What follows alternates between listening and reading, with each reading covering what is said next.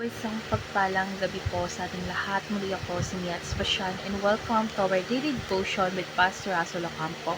And today is November 19, 2025 and our topic is all about ano ang kahulugan ng Yahweh Chidken. So, ang concept natin is Yahweh Chidkenu. So, ang pangalang Yahweh Chidkenu ay nangangahulugang ang Panginoon ng ating katwiran.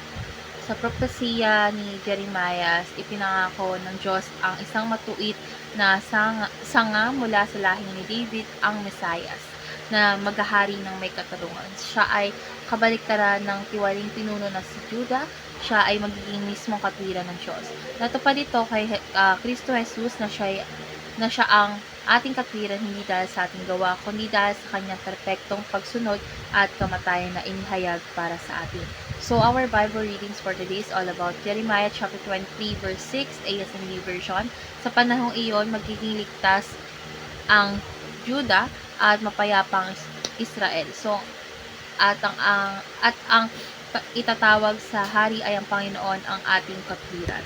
So, dadako na tayo sa ating teachings. Yung first teaching is ang bansa ng Israel ay pinamunuan ng mga tiwaling leader. So, sa panahon ni Jeremiah, ang Juda ay nagdusa dahil ang kanilang mga hari at pinuno ay naging buso at hindi sumusunod sa Diyos. So, pinaunahan nila ang bansa patungo sa kasalanan at pagsamba sa Diyos-Diyosan. Dahil dito, hinayaan ng Diyos na maranasan nila ang kaparusahan bilang bunga ng kanilang kasamaan. Second is ang matuwid na Mesayas ang tanging solusyon ng Diyos.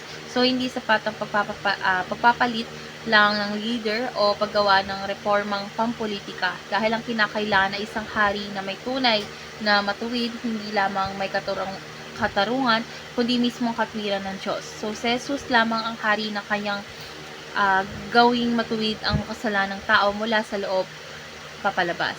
And last is, ang mundo ay tahanan ng Diyos at siya ang may tuntunin. So, bilang lumikha ng lahat, ang Diyos ang may kapangyarihang magtakda kung ano ang tama at mali. So, hindi tayo ang gumagawa ng pamantayan ng katwiran dahil ang Diyos ang nagtatakda ng moral na pamantayan para sa buong sanlibutan. Dadakal tayo sa applications. Yung first application is ipahayag si Jesus bilang tanging solusyon sa korupsyon. So, hindi tunay na masusolusyonan ng mundo ang kasamaan sa pamagitan lamang ng batas, reforma or government.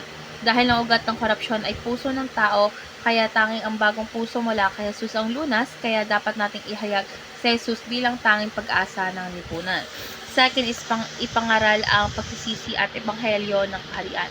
So, ang katwiran ay hindi nanggagaling sa relihiyon na walang pagsundod, kundi sa pusong nagsisisi at tumatalikod sa kasalanan. Dahil ang mensahe natin ay hindi lang inspirasyon, kundi panawagang magbalik loob sa Diyos. Sa pamagitan ng ebanghelyo, binabago ng Diyos ang buhay mula sa loob. And last is, habulin ang kaharian ng Diyos at ang kanyang katwiran. So, kung si Jesus ang ating katwiran, dapat nating unahin ang pamumuhay ayon sa kanyang kalooban. So, dapat nating iwasan ang paggawa ng kompromiso, pandaraya at kasalanang nagdudulot ng kawalan ng katarungan.